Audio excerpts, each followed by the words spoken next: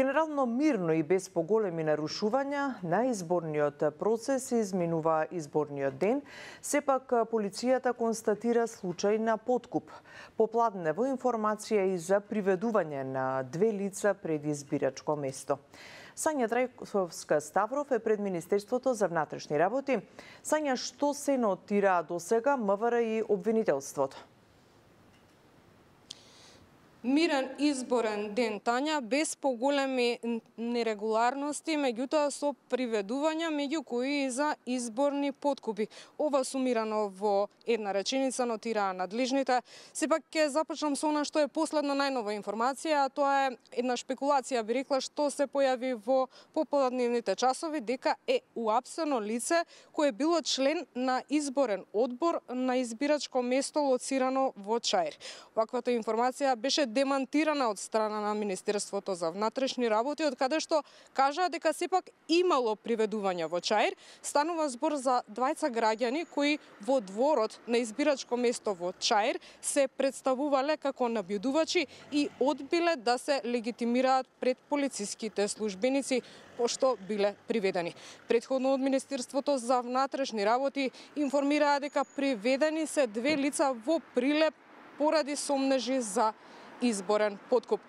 Детали за тоа, за двајцата приведени од Крушево, меѓутоа и за оние кои биле повикани на разговор, а тоа се петмина, кои исто така се од Крушево, меѓутоа имале привремен престој во Прилеп, да слушнеме во продолжение од изјавата.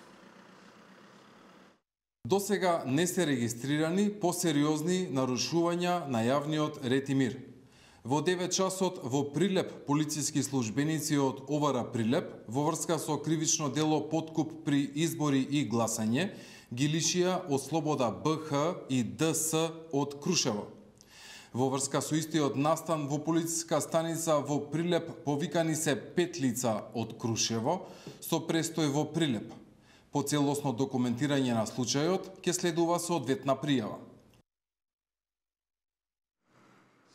Така, не само во Прилеп, сомнежи или наводи за изборни подкупи имало во неколку градови низ земјава, во Крива Паланка, Велес и Свети Николе, потврдуваат од основното јавно обвинителство. Би цитирала дел од нивното појаснување. Тука, во текот на вчерашниот ден, велат поединечни настани со наводи за изборен подкуп се евидентирани во основното јавно обвинителство Велес, Прилеп, Крива Паланка и во основното обвинителство Свети Николе.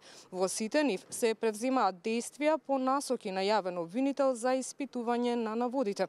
Има информации во однос на настани со елементи на прекршување на изборниот молк, но до овој момент вкупно евидентирани се многу мал број настани кои би можеле евентуално да имаат обележја на кривично дело, велат од обвинителството. Во однос на прекршувањата на изборниот молк, информации имаше и од Министерството за внатрешни работи. Тие кажаа дека во текот на вчерашниот ден, меѓутоа и до утрово, до почетокот на изборниот процес, биле до нив доставени 20 пријави. Тие 15 од нив ги потврдиле како лажни, односно невистините. Кажаа дека и на социјалните мрежи има објави кои можат да се поврзат со прекршување на изборниот молк и дека постапуваат и превземаат мерки за расчистување и на ваквите појави. Тоа би биле сите детали во однос на она што го споделија со јавноста од Министерството за внатрешни работи и обвинителството досега, а најава има од Министерството за пресконференција и пресек за изборниот ден, секако она што било во нивна надлежност во 20 часот. Студио.